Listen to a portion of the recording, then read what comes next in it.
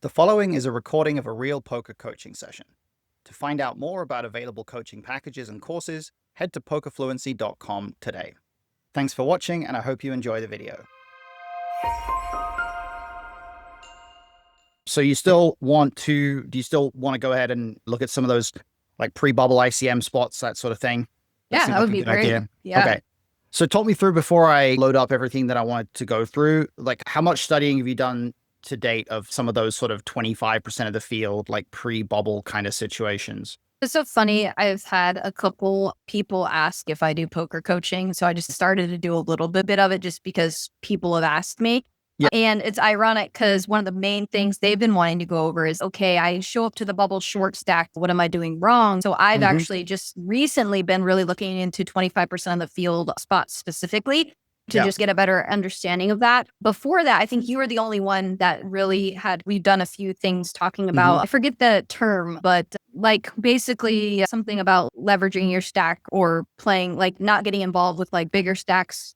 Like the soft ICM is that what you're talking about? Like of the phase where ICM isn't really part of every single hand, but there are certain specific hands. The term might have been risk advantage. That was that one. Yes, thing that we're talking about. Yeah, risk advantage. Right. Yeah. So that's the term that comes into play a lot at that period for sure. And I think the interesting thing about that portion of the event is, like you say, players are super prone to, they say, oh, I always have 20 big blinds when we get to the bubble. I just never have chips when we get to the bubble. And most of it is because they go from early stages, it's, oh, I have all these chips, I'm playing chip EV, whatever. And then they make some sort of hard shift at a certain point and they just completely flip around. And then it's, as soon as they get down to 30 big blinds, even if there's 50% of the field left, they're conserving that stack as if it's already the bubble. And right. And I think that's that super common. Yeah. And so I've also found myself maybe straying away from certain spots, like maybe like marginal spots, or maybe something that maybe I think is marginal in the moment might not be as marginal. And then therefore I'm not taking a spot that I should have because we're at that stage. So yeah, this would be really helpful in general. Sure. Yeah. So the main kind of dynamic of it really is that we're in this weird space at that portion of the tournament where we've got risk premiums that are not particularly high, but they are high enough that they have some impact, right? And a lot of it is going to be quite nuanced. It's going to be just little small things here and there. But at the same time, a lot of the principles are still going to hold true in that everything is going to flow from how wide the opening range is and things like that, right? If for whatever reason, whether it's because of position or because of ICM, if the opening range is really wide, then we're going to have more scope to adapt to that, or more scope to expand our approach against that, compared to if the opening range is really tight, then one way or another, there's just not really a lot you can do. So the same things are going to still apply. But I think one really cool thing that we can do now is Octopi just added the ability to compare pre-flop sims across different stages. And we have a bunch of sims that are the exact same stack distribution. So the same stack sizes, but at 5 different stages of the tournament. So going from chip EV to 250 players left with 150 paid, so 25%. Then just before the bubble at 165, then the stone bubble at 151, and then after the bubble at 100. So we've got... Oh, that's awesome. That's really cool. So we got a comparison that we can do all the way through there. And I've been doing this a couple times recently, and it's super useful. So I think it'd be really good to dive into that. So sweet. I loaded up 2 sets of sims, 2 kind of blocks of sims here. So 2 groups of 5 sims. And the first one is going to just be this setup here where I'm going to hide the rest of the sims for now, but we've got a chip EV setup here with 33 under the gun, 16, 14, big stack with 83, big stack with 61, 46, 31, and then 18, right? So we've got a pretty broad distribution. Stack size average stack is about 35 bigs here. It's pretty common kind of a situation that you'll find yourself in, not like a particularly unusual spot or anything like that. And the first thing that we can do is if we focus in on this under the gun player, the under the gun 8 player, right? In chip EV, this player has an opening range of 17%, a pretty straightforward kind of a range with some mixing with like 5s and some other hands, but not really anything too much we can say about that. But when we add in an element of ICM, we just open up this one here and look at how that range changes when we go to 25%. You can immediately see that it's a couple of percent tighter, right? There's a couple of hands coming out of there. And it's not even always that intuitive which hands are going to come out, because you can see in this spot, a hand like pocket 7s is now mixing, But a hand like ace 10 off is still pure open, right? And Yeah. it's because the high card hands are always still going to be very good opens because they block so many of the responses. But if we look at also the risk premiums, this is where it gets really useful because you can see this under the gun 8 player, they have 33 big blinds with 25% of the field left. You're 100 spots off the money. And it might be tempting to think, oh, there's a lot of pressure on us. Like we have to really conserve this 33 big blind stack. We're like a little below average. But in fact, even against the players that cover them here, they only have about a 7%-ish kind of a risk premium. So if you just, oops, that's not the button I meant to press. Let's go back there, here, yeah. So if you just like this part of the risk premium graphic, we're at like 6.5%, 7% or so, right? So not astronomically high, not to the point where we're going to make like egregious folds or whatever, and also not to the point where players get to really apply a ton of pressure to us here, right? They get to apply some, but not a huge amount. And in fact, the risk premiums that are the highest here are actually going to be situations like this, where you've got this 8.9, which is the cutoff, who has 61 against the hijack, who has 83. Right. So big stack against big stack here, there's some risk premiums starting to bump up a little bit. It's definitely not super, super high, tight strategies or anything, but the risk premiums are starting to get up there a little bit, even with 25% of the field left. And then the really big changes are going to start to happen when we actually get to this kind of point here with 165 left, right? So now you can see the under the gun player, they're opening 14%, so they've tightened up a little bit more here. But we'll go into the other stack strategies in a second. But if you look at the premiums, they've shot up across the board, right? Going from 250 players down to 165, huge change in the premiums. And now pretty much anybody that, if we're looking at one player against some kind of another stack that covers them, we're looking at 12, 13%. That's definitely going to bump up or it's going to really narrow up the ranges that are able to get it in there more significantly. Now, this is where it starts to get a bit weird, is that there's a lot of counterintuitive stuff that goes on with big stacks playing against each other on the bubble, right? And you can see that from some of the stuff here where you look at like under the gun 7, who has 16 big blinds. They have a risk premium here against let's say against the hijack, against the chip leader. They have a 13.3% premium against the chip leader. So obviously chip leader can put a lot of pressure on them. But if you look at the cutoff, who previously the cutoff had the highest risk premium against the button, cutoff now only has 11.1. So they're still under pressure, but they're not up to, it's not at the point where they're like 18%, 20%, something like that. So you would think that big stack versus big stack on the bubble would be like the highest risk premium spot, right? Yeah. But in fact, what kind of happens is, this is where it becomes really useful to understand exactly how ICM calculations actually work, because what's actually happening when, like under the hood of an ICM calculation, is it's not the downside of losing that's changing, because the downside of losing is always just equal to whatever your stack's value is worth. It's actually the upside of doubling up that's changing mathematically. So when you think about it in those terms, you can start to see that, okay, the 16 big blind stack doubling up to 32 big blinds, that's a good thing. But in exchange for the risk of potentially bubbling, while bubbling would not be great for a 16 big blind stack when there's some other stacks that are shorter, and that upside is not that significant. But then you get to this scenario where now that we're down to 15% of the field and so on, you reach a point where, of course, bubbling the tournament is bad. Nobody likes bubbling the tournament. But once you get to like big stack against big stack, if this 60 big blind stack here actually did play an all-in pot against the chip leader, yeah, bubbling the tournament sucks. But doubling up to 120 bigs with 15% of the field left, or 16.5% of the field left, like basically taking the tournament chip lead at that point, that's a pretty big upside, right? So in fact, it actually starts to become the case that around the bubble, the big stacks battling each other is slightly more correct than it seems, right? It's not actually that bad of a thing for the big stacks to go to war against each other around the bubble, because taking that opportunity to potentially win a huge one at that point in the tournament is really significant. It's a meaningful thing. And even though, yes, bubbling sucks, that upside is very significant. And yet, if you look at middle stack or short stack, something like that, the downside, yeah, bubbling is bad, but the opportunity to double up doesn't even really do that much for them. And that's why when you see micro stacks, and we can look at another sim later that has some more really tiny stacks in it, when you see the micro stacks around the bubble, that's the point where doubling up does like nothing for you. You double up from 7 to 15, it just doesn't help you much at all at certain points.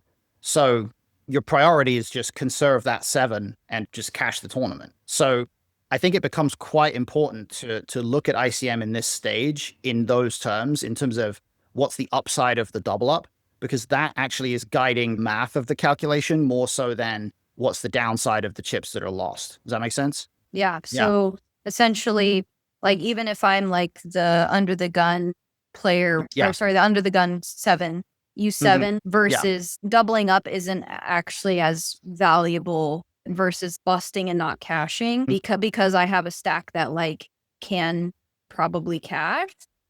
Is that? Yeah, basically it's if you imagine in this particular phase, right? If you've got at this point there's 165 left, 150 cash. There's 15 players who are not going to cash, right? If you are in that 150 players, that if you're in the top 150 at that point, if they were to just cut it off and say, okay, if you're not above this position at this point, you don't cash, and they just eliminate everybody else. That's the point where, you know, you have a high likelihood of cashing at that stage, and it's likely to put very high risk premium on you. But then even the players below that, even the players that are really in that bottom echelon of the field, there's still just so much benefit to sticking around. And the way I like to look at it is that if doubling up, so basically if you're less than half of average stack, right? Yeah. Then what that means is that even if you double up, you won't have average stack. That's usually the point at which, if you're getting closer to the bubble, the upside of doubling up is going to be pretty reduced. It's not going to be nothing, but it's going to be definitely pretty reduced. And if you go even further below that, if doubling up, you're so shallow, you have a quarter of average or something, like doubling up is only going to get you to half of average stack. That's the point where doubling up means almost nothing. Okay. Yeah. Whereas if you have a stack size where, because doubling up, like if doubling up would make you the chip leader, like it is with this cutoff against Hijack here, doubling up would give the cutoff 120 bigs. That actually does allow the cutoff to play. They're not going to play wider than chip EV, but they're not going to be under incredible bubble pressure. There's still pressure, but it only goes up to a point. And what you will see is there's some crazy spots where I looked at one the other day where it was like there was a table of really short stacks, or very fairly short stacks, and then there were 2 really big stacks. And because the first big stack gets to open crazy wide, the second big stack gets to 3-bet them really wide. So you get this weird scenario where everybody's under a ton of pressure except for 2 players. And those players are just absolutely going to war against each other because they both... This makes so much sense now, thinking back to certain spots I've seen where I'm like, what are these guys doing? Why are you battling? Yeah, makes sense. And they were good thinking players, so that they're wanting to get involved. Yeah, and there is a kind of a surprising element to it where it's one of the few spots where if you look at big blind or big stack ICM situations, the fact that the players behind can sometimes be very handcuffed. And if it's big stack against big stack, like the big blind just can't overcall because the last thing they want is to play multi-way against both big stacks. You end up getting like really wide flatting ranges because the big stack can flat the button knowing that nobody behind them can do anything. They can't fight back because it's like the 2 big stacks are almost colluding against everybody else to just be able to play infinite pots against each other, and nobody else gets to invest any money at all. It's like a weird situation. Yeah. But I'll show you that in a bit. I'll show you some of those big stack versus big stack scenarios. But basically the premiums, you can see there, they're starting to go up for everybody. And if you look at the next step along, so at a final table, is that kind of the opposite? Big stack versus big stack because of... Okay. Yeah. Final table spots are very different because of the very direct consequences of who you win chips from. Right. Final table ICM is a lot more logical, if that makes sense. Like it's a lot more sort of the pressure's on the middle stacks because they want to wait out the short stacks. Right. And then there is definitely some consideration of if you're a middle stack, you can only really tighten up so much because of this. There still is a benefit of taking the chip lead. But how much that benefit is depends a little bit on the exact distribution of the other stacks at the table and so on. Because if you take the chip lead by by only a margin of a few big blinds, and that's different to having a massive chip lead. Yeah, I just want to make sure the way I was thinking about this, like I already obviously knew that, but just intuitively makes sense of why at this stage it's okay to go for those spots versus. Yeah. And a lot of it just comes down to the fact that we're still dealing with the overall sort of distribution of chips in the tournament not being, it's not like one player has 20% of the chips, Right, whereas at a final table, that's quite often going to happen. Right. Yeah, absolutely. Okay. So as we go to the stone bubble, you can see here that the change between the 250 down to 165 was not very much. And then even to the stone bubble, it's not much of a change again here for this under the gun player. It's a small tweak, even 1% wider.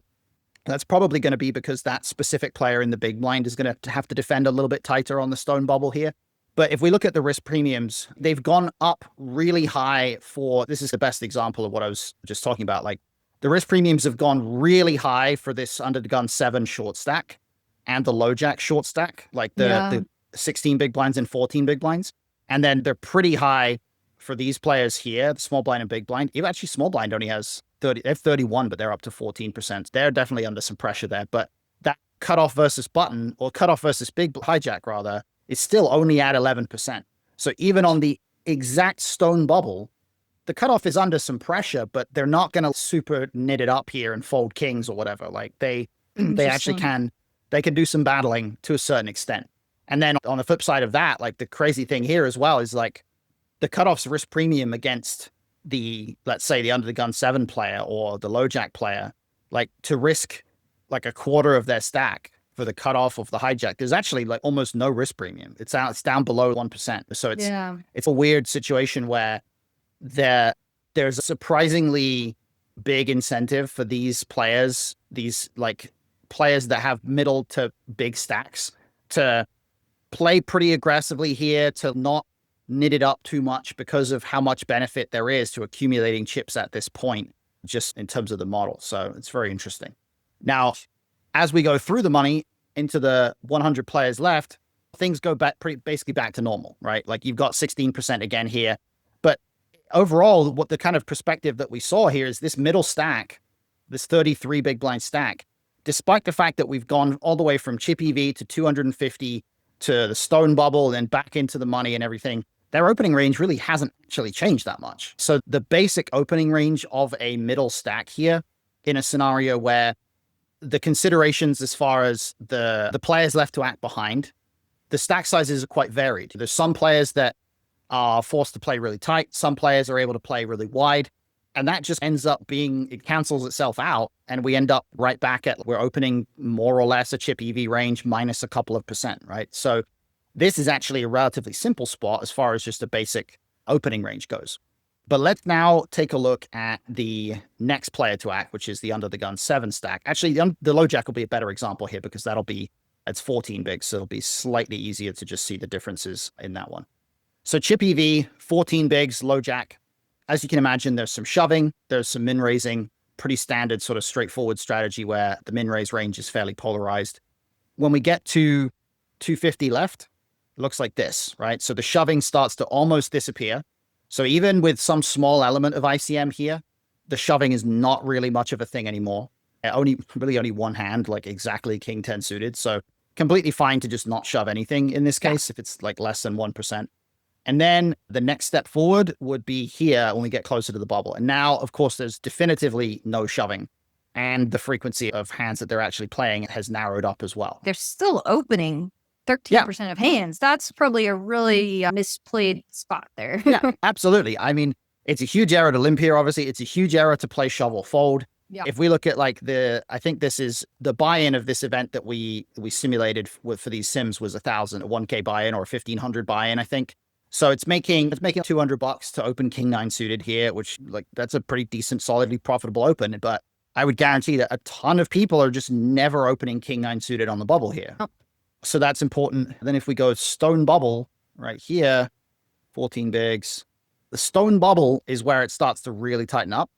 But even 15 spots to the bubble compared to stone bubble here, they're opening like half as many hands. And the major difference here is if you look at the premiums with 15 spots to go, the low jack is at about 12.8% across the board. Yeah. But as soon as they get to the actual stone bubble, they're at 20%. So that's just the thing about it is with those short stacks, there's a big, like every additional bust out creates a big impact on the risk premium. Like it's going to go up by 0.5% for each player that busts out here. So if you're looking at with 7 players till the money, for example, here, this range is going to be like, it's going to be like 10% and so on. Or in particular, if there was stone bubble, but you know that there's like a 1 big blind stack at your table, this is going to tighten up even further. So it's, there's factors that are going to amplify this. This is just a baseline idea, but you can definitely see that there's a big impact here for a short stack. There's a big impact between being 15 spots off the money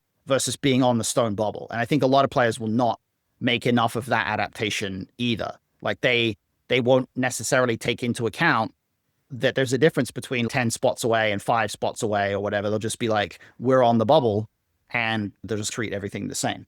Right. And then when we go through the money, when we're actually 100 players left, we're back to pretty much close to chip EV, as you can see. We really go, risk premiums go really low, like 2% premium now. So we're just like pretty much chip EV, try to accumulate, don't worry about ICM at this point. So that's a pretty clear evolution. Now we're working on right now, we're adding sims for final 3 tables and final 2 tables. So we can definitely do some work on that sort of stuff at a later point.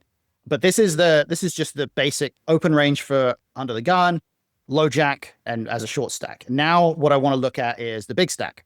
I want to look at this hijack open. Because chip EV, they've got a fairly simple 26%, pretty standard hijack opening range. Nothing really too much to talk about there. With 25%, they now have 29%.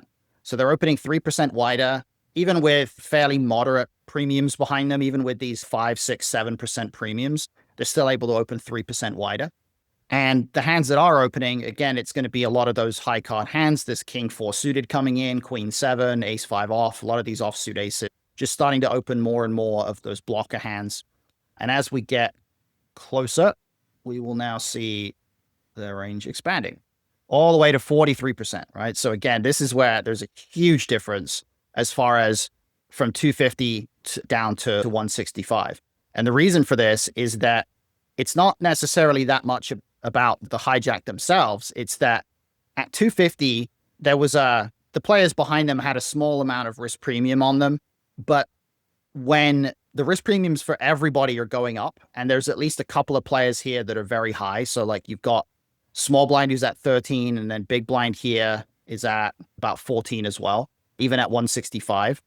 That immediately, the compounding effect of everybody playing slightly tighter, all the 4 players that are left to act behind, it immediately just allows the hijack to be significantly more aggressive here. So you're going to see this is when you're a big stack, like that period where you go from 25% to 16% on the bubble, that's where the aggression starts to really ramp up as far as the opening range goes. And then stone bubble, we will see basically the same, right? So stone bubble, between the 165 and the stone bubble, we saw that for a lot of the other stacks, it wasn't a drastic change. And again, it's the same thing here, right? They're still able to open pretty much a similar range. They're still able to put a ton of pressure on 43%, but it's not, there's a ceiling on how high it's going to go, right? Because it's not going to get to the point where they can open like 60%, because these players, the cutoff and the button, can still fight back against them. And then, of course, as we go into the money, pretty much right back to chip EV, which is 27%, as you can see right here. So a natural sort of progression there. But I want to now look at the responses against the open, because this is where it starts to get quite interesting. And the under the gun player having 33 bigs here is really good because they're around average stack. So we can see how each player responds against an average stack open across all of these sims. So the first one is the under the gun 7 player. Let's go back here. Under the gun 7. As you can see, the most obvious thing right now, actually, let me just throw it to you here. Hey there, I hope you're enjoying the video. Make sure you hit the subscribe button if you haven't yet done so, and click the bell icon to get notified every time a new video comes out. Now let's get back to today's coaching session. Going from chip EV to 25% here for this range to this range, what's the most obvious thing that's now changing here? Way less all in, some more raises. Yeah, the thing I was thinking of is there's no calling anymore, right? Oh, there's no calling is green. Calling is green, yeah. So the The pink is the shove, the raise Oh, is no the calling, just okay, re-raise or all yeah. in. So Oh, they're all in or like a tiny click back 3-bet to 4.5 or fold. There's no calling here. And this is going to gotcha. be relatively consistent as we go into more and more ICM spots. If we go back here, so as we go into 165 left, they're same thing. They're either shoving, which they're doing a small frequency, or they're doing some click back, but they're not calling. Like they're never calling anything off of 16 bigs there, even though they could call some stuff in chip EV. Stone bubble, obviously it's pretty predictable that they won't do any flatting here. And look how tight they are. Jacks is just a fold with that risk premium. Yeah. And with not just with that risk premium, but with how many players left to act behind are covering them by a lot. That's pretty important factor there. So they're super tight. But of course, once we get through the bubble, they are going to be much wider. They're going to be back to probably, about pretty much close to chip EV. There's a weird kind of a 7 big blind 3-bet, like a half stack 3-bet almost there, which is starting to come in, but that's mostly just mixing between. That's basically the same as a shove. You can look at it that way. So not really too much going on there. So with this short stack, it's pretty much what you would expect. It's don't flat, play very tight, right? It's just not really a massive change from what we would think about. But let's now focus on the big stack. So let's say under the gun opens, and then we get a couple of folds, and we get the big stack. Now this is chip EV, and this is relatively straightforward, right? A raise to 5.5. We've got a call, decent calling range, a lot of pairs, a lot of suited hands. A lot of mixing. A lot of mixing, which is going to be the case at chip EV with about 30-something big blinds. Like you don't really want a 3-bet ace jack suited and get shoved on or something. So that's going to definitely be the case. And then with some element of ICM, let's now take a look. There's an immediate kind of a difference or a change here that happens when we've got 25% left. What jumps out at you here, if anything, about this strategy here? Not the opener, the caller, or the hijack. Let me just highlight, like, what's the biggest difference between these 3-bet ranges here? A lot more of the suited aces, for sure. Yeah, exactly. The 3-bet range now, there's not really a lot of mixing going on with any of this stuff. Yeah. In fact, it's mostly like suited ace and then king 9 suited. And then there's also the pretty clear value range of 10s plus ace queen, ace king off.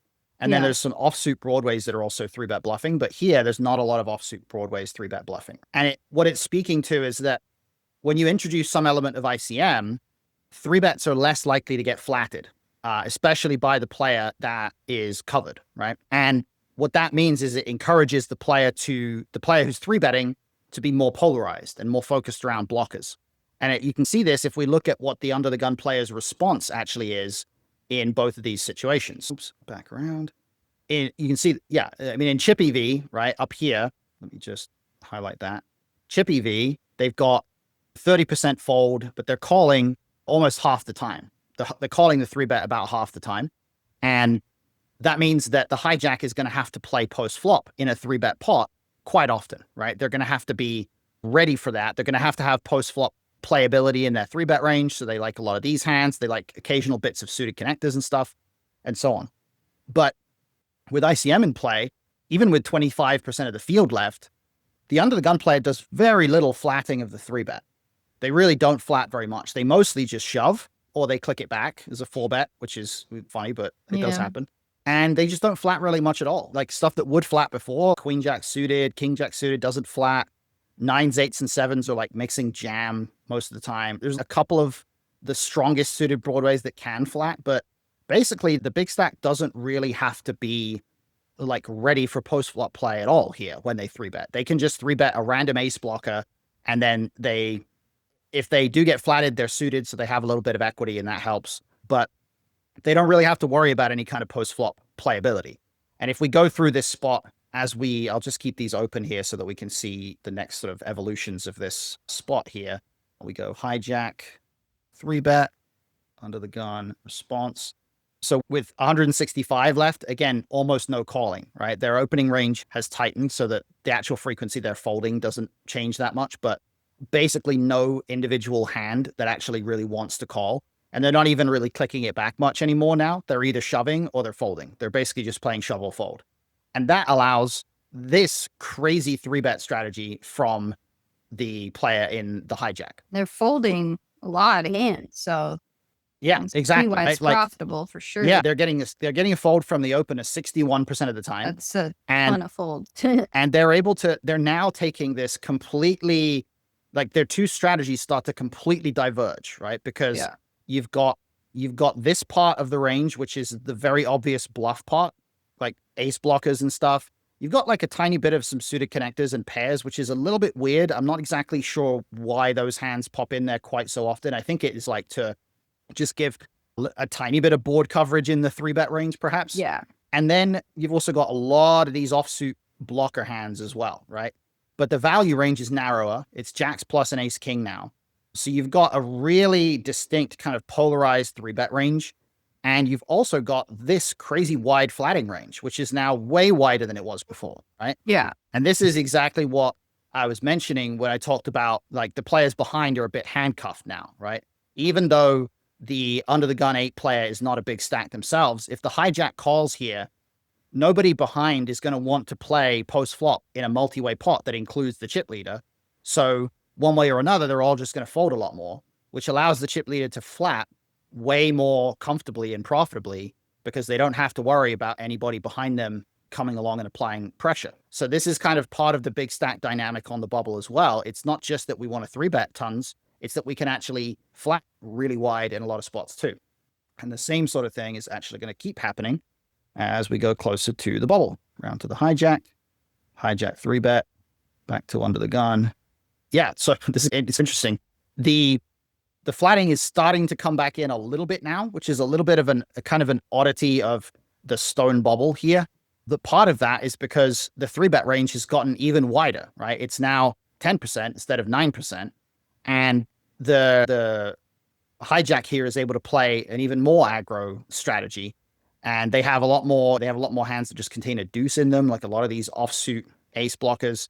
They even have some low pocket pairs, which is a weird one. Like it's very rare to see these in there, but I think it's mostly just because low cards are unblocking a lot of the raise folds from the under the gun player. And so there is a tiny bit of flatting coming in now, but it's going to be partially related to how the risk premiums are evolving and what the specifics are there. So you do occasionally see the stone at the exact stone bubble. There's a little bit of kind of an opening up, but yeah, it's mostly just because this range is actually even wider than it was before. And then if we go into the money, that's going to be quite simple because we're just going to go all the way back to pretty much just a chip EV type of a situation. So hijack 3-bet and then back to under the gun 8. Yeah, close to chip EV. Still plenty of folding, but some flatting now, suited Broadway type hands, still some 4-bet bluffing. So a bit similar to the 25% strategy, actually, maybe a bit closer to that than chip EV, but certainly nowhere near as much ICM pressure going on. And in particular, the reason why it doesn't go too far back in the other direction towards chip EV is because look how tight the chip leader's 3-betting now, right? They're 3-betting 7%, but it's much heavier on like good value hands, strong offsuit hands. There's nowhere near as much suited ace stuff. There's nowhere near as many random suited kings. There's no random offsuit aces. So this is much more of a sort of controlled strategy, a much more inline strategy from the chip leader here because we're through the bubble and there's much less ICM pressure, right? So that's the dynamic there. Now, the really fun dynamic is going to be the big stack versus big stack dynamic. So I want to show that a little bit. Now, this spot is actually not the best example of this. Let me see if I can find the other spot. Now, that's an under the gun spot. Okay, so the other spot that I was looking at the other day, the one where it's 2 big stacks at a table of short stacks, that was the most crazy example of that. So I should be able to find that pretty easily. Let's go uneven. We don't want final table. We just want, it was a spot where, yeah, okay, so it's this one. We have a 91 and a 97 big blind stack at a table where the other biggest stack is 33. Wow. Yeah, so that obviously isn't common, but it is interesting to see what it looks like. So we've got cutoff button here, chip EV. Cutoff is not going to be, let's just shut these down. Cutoff is not going to be egregiously wide here in chip EV, just a standard kind of 30% open. And then we'll look at the button's response. Button is very mixed. We're 90 big blinds deep here, so they have to worry about post-flop play against the cutoff here quite consistently. That's going to happen a lot. Add some element of ICM to it, and cutoff is now able to open 3% wider because of the blinds being fairly short. So cutoff is opening wider. And button is now still able to 3-bet pretty aggressively, right? We've got 10% here. And of course, they're actually calling a bit wider as well. So they're actually calling 16% now instead of 13. And this is with premiums of 9-ish%. So they're still able to put a lot of pressure on each other here, but together they kind of collude against the two players in the blinds, basically, almost. Now, if we go to 165 and we look at the evolution from there, look how wide button can 3-bet now, right? Like these premiums the premiums are still only at 10% and 7 and 8%. So button doesn't even have that massive of a risk advantage, but it's because look at the cutoff's opening range, 41% now. Cutoff is able to open so wide because of the players in the blinds being under a lot of pressure. So when the cutoff opens really wide, it allows the button to say, he has a super wide range. I'm just going to 3-bet like 19% of hands here. So like king deuce suited is almost pure 3-bet. Queen 3 suited is mixing 3-bets. Pocket deuces is a 3-bet at some frequency. King 9 off is almost pure 3-bet. Just like crazy 3-bets. 10-6 suited in there. It's really hard to find all of these 3-bets in this kind of dynamic. And if we go to stone bubble, we are at probably a pretty similar point. 43% open. And yeah, stone bubble now, queen deuce suited. Pure 3-bet on the stone bubble. Queen 9 off, like mixing 3-bets. Jack 4 suited, high frequency 3-bet. Like this is absurdly wide, this strategy, 23% 3-bet. And then we go right back to pretty close to chip EV, 31% open and a much more normal kind of a 10% sort of mixed button 3-bet strategy, right? So this extreme big stack versus big stack bubble dynamic doesn't happen a lot, but look at even the response against the 3-bet, right? This is the cutoff facing the 3-bet from a player who actually covers them slightly, but they're still peeling a 3-bet with like they're mixing calls with king 7 suited. This looks like a chip EV range, right? Lots of calls, yeah. Yeah. And it's not that there's no ICM here. It's that the button is 3-betting so insanely wide that even with ICM, they can still call with these like normal ranges of hands, right? Like this if there was no ICM, then this is the calling range that would look reasonable against a tighter button 3-bet range. In fact, we can compare that. If I compare like chip EV here, it wouldn't shock me if this calling range is like not too dissimilar from chip EV. Yeah, so if we highlight the call, yeah, those are very similar ranges, right? This is a chip EV calling range, and this is an ICM calling range. But the difference is that the chip EV 3-bet range looks like that, and the ICM 3-bet range looks like that, right? Like the ICM 3-bet range is crazy wide. So there's a counterbalancing effect, right? There's an effect in the sim that one player gets to open really wide, which means the other player gets to 3-bet really wide. And we only adapt up to a point, right? If they were to 3-bet this 23% range here, and there wasn't any ICM in play, then we would call much wider than a chip EV calling range. If they were to 3-bet this kind of a range in just a random chip EV spot at 90 big blinds deep, we could actually call tons of hands that we would not normally call in a chip EV spot. So we want to recognize that the ICM factors are connected to the ranges that are actually in play. And if there's not really such a thing as a spot where our opponent has an insanely wide range, but we also still have to just fold and just let them have the pot, right? If their range is incredibly wide, we're only going to fold up to a point, in the same way that if their range is incredibly tight to begin with, we can't just 3-bet any two cards and just make them fold. So it just always has to be balanced between how wide is their range actually, and then what are the ICM factors that are going to live on top of that. So there's a lot of interesting stuff. There's also stuff that relates to one interesting spot that I picked out of this sim is if you compare like something like actually let's go to the stone bubble spot, because that was even more egregiously wide, wasn't it? If we look at the stone bubble spots and we compare what happens when, let's say, when button flats, this is quite interesting to see, because chip EV, first of all, small blind you can see has some overcalls here, 12% overcalls. And they don't call anything on the bubble here, right? Obviously, they don't when the button flats. The small blind isn't really able to call anything. But even in big blind, you can see in chip EV, big blind is able to flat super wide here. This is another one of those interesting counterbalancing effects, right? It's because it makes it seem like, oh, the big blind isn't actually playing that much tighter. But you've got to remember that instead of being up against an opening range of 30% and then a calling range of 13%, they're now up against 43% and 19%. So they're up against significantly wider ranges. And yet, despite that, they're still calling less than half of the range that they were previously calling, or less than half of the frequency they were previously calling.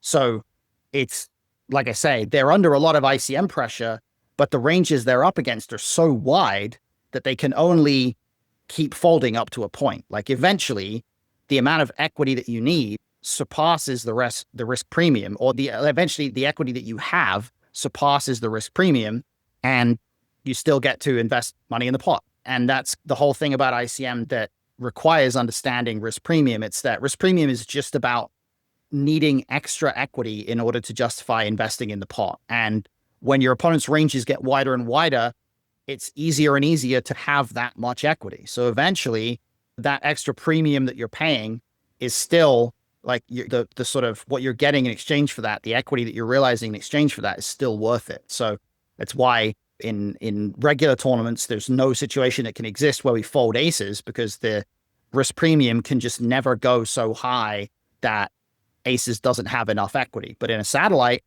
the risk premium can hit 50%, in which case it's like you need 90% equity to call off, and not even aces can have that. Like you'd have to have the nuts post flop to call off in a satellite in some spots. Yeah. So these dynamics are quite important, but you can see how the evolution of how the ranges look is affected or is changing according to the context. And the other type of spot that I wanted to look at is one that starts with the chip leader under the gun here. So the chip leader here has 98 bigs. Then we've got 19, 28, 46, 5, 47, 16, and 29. So wide sort of distribution there. And we got one like micro stack here, right? So the micro stack is going to be interesting to see. Chip EV, obviously they're opening just a standard 17% or so. And then the micro stack is actually, they're doing a bit of weird sort of flatting and just like trying to entice a bit more money into the pot so they can get a good price. And then they're also shoving 14%. This spot, first to act under the gun, they're immediately going from 17 to 21. So even just 250%, 250 left, they have low risk premiums against everybody. Everybody's under a little bit of pressure against them. So a few percent wider here. Now, what do you think how wide do you think the micro stack is going to be able to get it in here? If we assume that this is 17% of hands here, how wide do you think they're going to get it in with 250 left? Pretty wide. Are we talking tighter than 17%, or are we going a bit wider? I'm saying this assuming under the gun's raising even more hands. Is that correct? Yeah. So this is the question, right? Like, yeah, under the gun is raising a little bit wider. Yeah. So maybe the micro stack gets it in a little bit wider, but also there's a little bit of pressure on them. So which direction do we think maybe? Oh, yeah. I guess maybe a little tighter then. Okay. Yeah. Let's take a look. It's actually slightly wider. Okay. Now, I can understand it going a little bit tighter, but what it comes down to is with 250 left here, the pressure on them is not sufficient enough to outweigh the fact that this is a slightly wider opening range, right? So with 250 left, they're not under a monster amount of pressure. The cutoff actually only has a 1.5% premium against everybody here. So we're still far enough out from the bubble that being a micro stack doesn't give you can't like fold your way into the money at this point. You know what I mean? As a 5 big blind stack with 25% of the field left.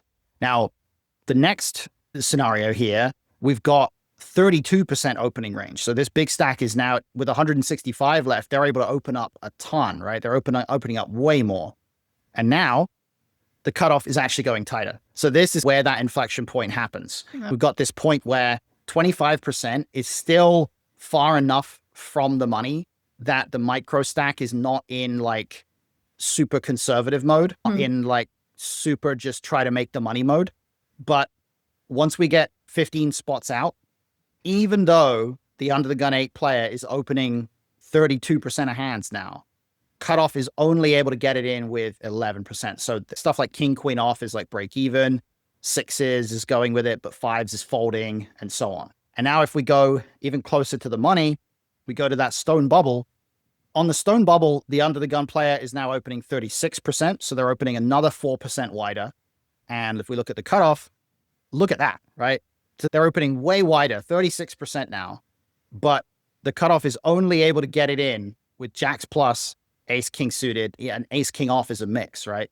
When you have no fold equity against a chip leader, stone bubble, this is a great example of the type of spot that people are very familiar with. This type of spot on the bubble, right? It's a common kind of a bubble spot insofar as it makes sense to be incredibly tight in this situation because the upside of the double up to 10 big blinds here is so minimal, right? There's like nothing to really be gained by doubling up to 10 bigs here. But you could see that a little bit earlier on, we're still, even with 165 left, we're still 15 spots off the money. And they're still jamming 11% of hands. Like they're still fairly okay with getting it in with king jack suited here, as you can see, right?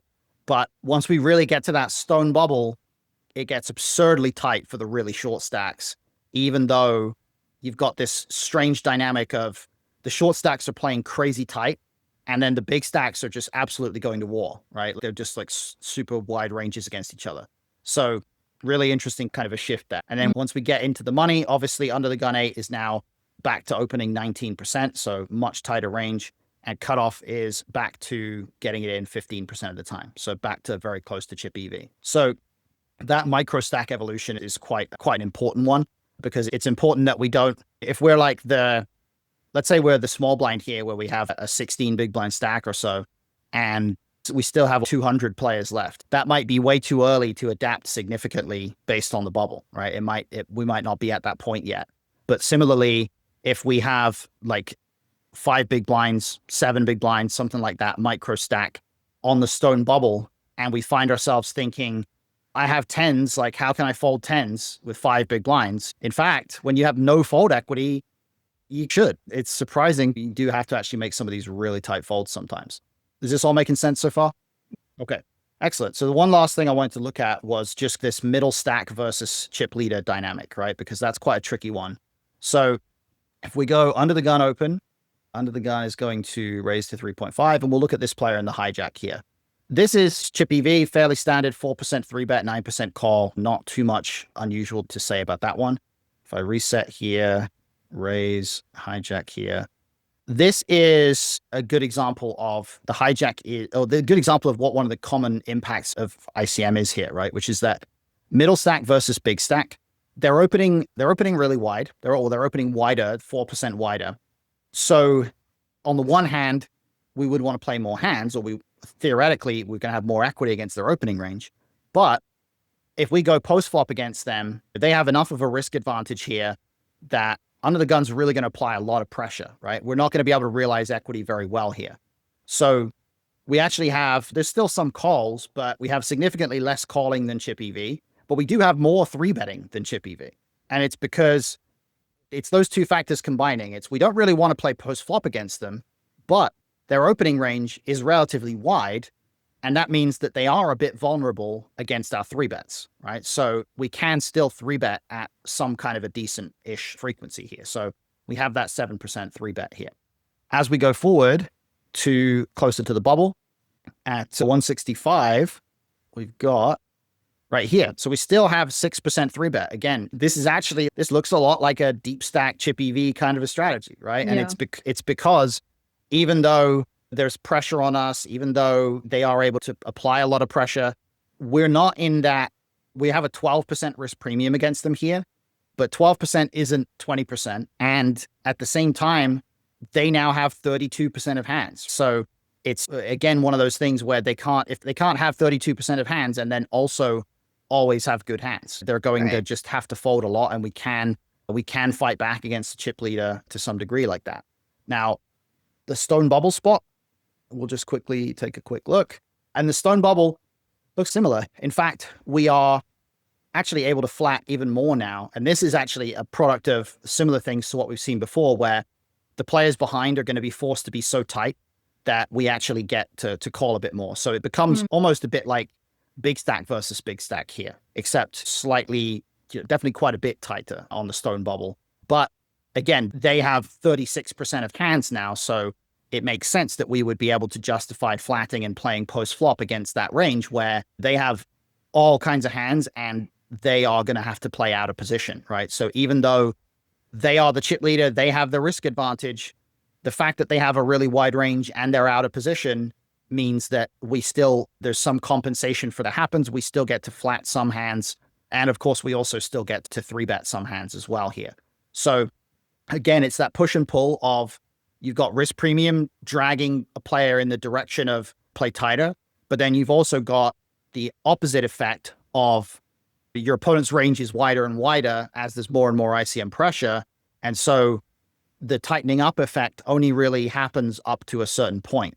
And the spots that you have to be really conscious of would be something like, let's say if you're the hijack player here, you're the middle stack, the chip leader opens under the gun. But let's say you think that the chip leader is a recreational player and they are not opening as wide as what they're supposed to be opening, right? They're not opening this 36% of hands. Now, if they're not opening this range, then taking this strategy right here is going to be a mistake, right? And we actually have to treat it a bit like a spot where maybe there's a bit of a tighter opening range, like something like this, right? So it's a bit similar to in a chip EV situation. If you think your opponent is opening too wide or not wide enough, you can treat them as if it's a spot where they're one position later, one position earlier, two positions later, whatever. If they're really aggro, you can just adjust your strategy in that way.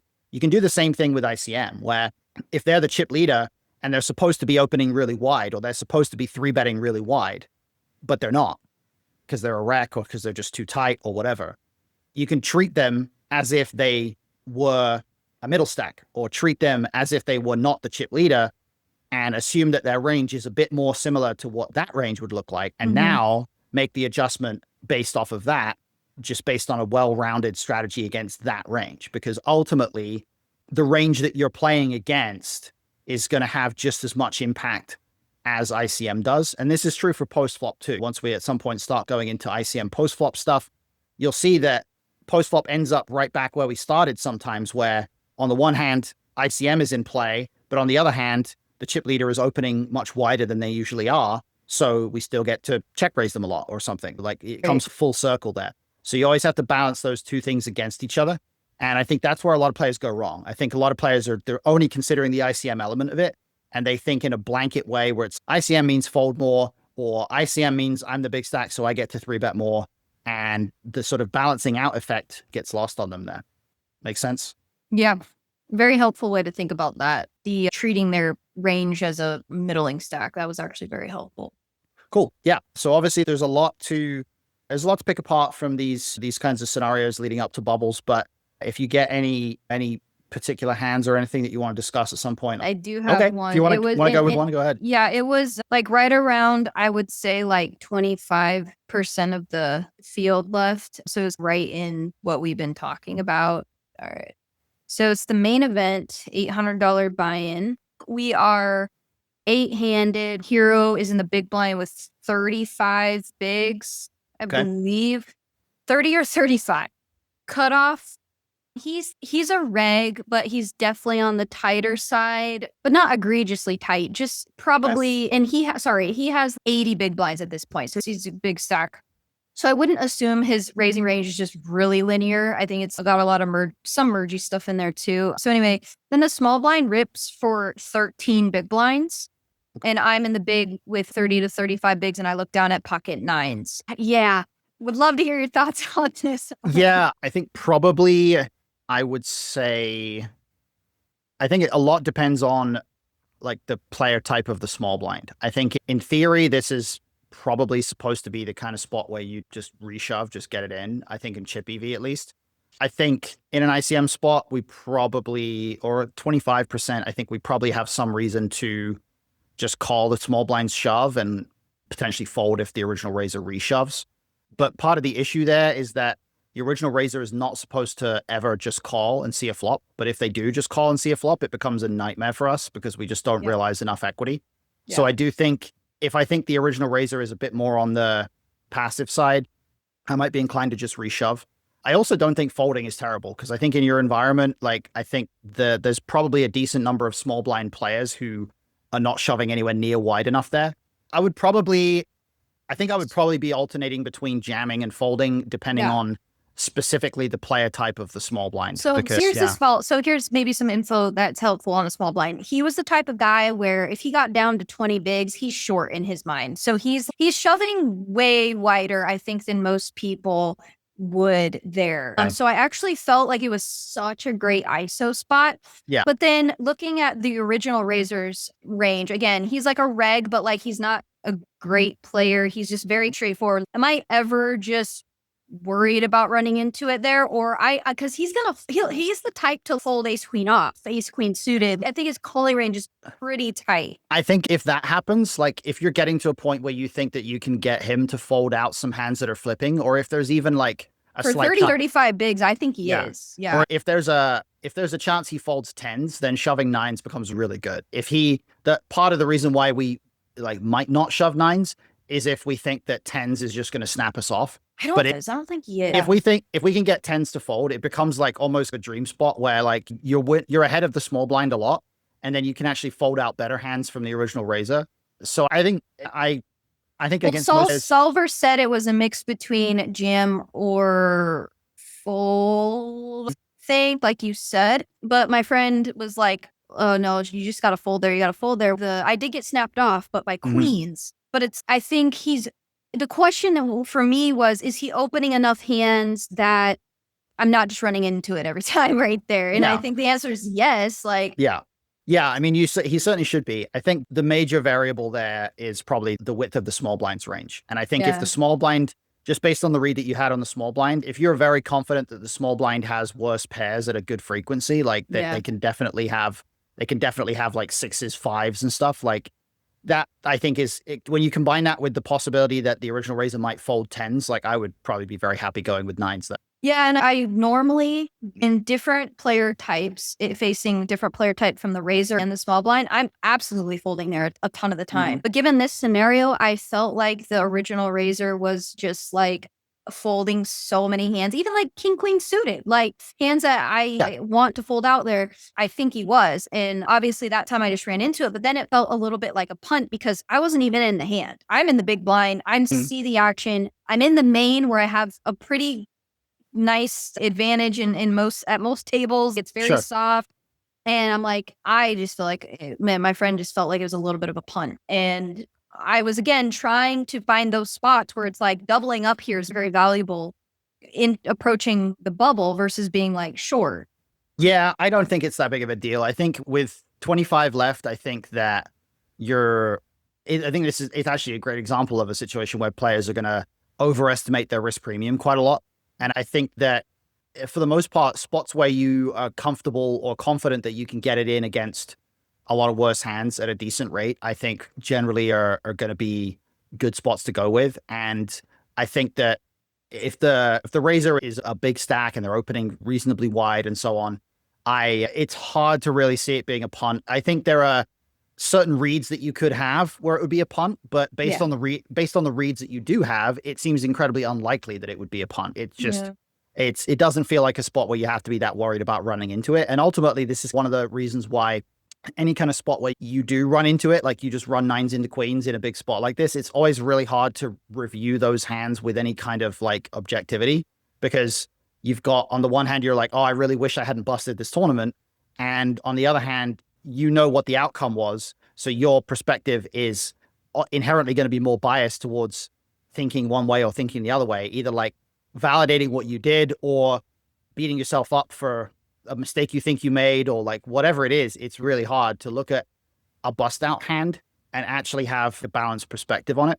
So I think was actually really, I think I was really happy to get it in with small blind. That was great. I just want to fold out the original Razor, who felt like could just fold a ton of hands that he's opening, and then just get heads up and hopefully just knock this player out and gain some more chips without really being at risk versus worst case scenarios getting snapped off by the nuts. But I just was wondering, in like with 25% of the field left in the main, facing a guy who has me covered versus small blind, really just is a I think there's three other things that I would say, actually. The first thing is when there's, let's say, 25% left, it matters how much percent of the field is paid. So if that was an event where there's only I like think it's 12%. 12 and a half. 12 and a half. Yeah, so that's actually really important because Okay. 15% paid versus 12.5% paid. The ICM factor with 20% of the field left, you're further away from the bubble when there's 12.5% paid. So that shifts it a lot more towards, I think it's fine. Like I think if there's 12% paid, like your 25% of the field is actually a bit more like 30% of the field and so on. Yeah. Because like half of the remaining field's going to get paid. So would nines be Yeah. like the cusps there, and pocket eights would be like a pretty Probably. clear fold? I think I That's feel why like it's nines kind of is the sucked because cusp. I knew Yeah. it was cuspy. Yeah. The second thing that I would say is it is completely okay to call there and then fold to the rejam. And the reason why I would probably default to shoving is because I'm too concerned that players will just overcall and then we'll have to play a crazy post flop spot out of position at an SPR of 0.4 or whatever. Yeah. And then the third thing is that when we're reshoving, the only thing that makes nines a bit less good than if you had maybe ace queen off, ace jack suited is when you're reshoving and there's a player behind with an uncapped range. We like to have the blocker hands. So we like to have the hands that are blocking the hands that they can have that will wake up behind. Yeah. So we might be in some spots, we might be a little bit more inclined to fold pairs, but go with ace queen, ace jack type stuff. But this is probably not one of them because, like I say, the small blind probably can have a lot of worse pairs. And I think you're probably fine in the end. Yeah. Okay. Thank you. Cool. Yeah. It was just an interesting one that I wasn't sure about. Yeah. It's an annoying spot. We all hate those, but I think it's all good. Cool. So I think that's a good spot to wrap it up. But thank you. Appreciate you being here as always. And good luck for whatever you got coming up. Yeah. Thank you so much. Appreciate you, Matt. All Have right. a good No one. worries. Yeah, you too. See ya. Later. Bye. Thanks for watching. If you enjoyed this video, here are 2 more coaching sessions you might find valuable. And if you'd like to discuss how I can help you take your game to the next level, go to pokerfluency.com/call to book a call today. Good luck, and I'll see you in the next one.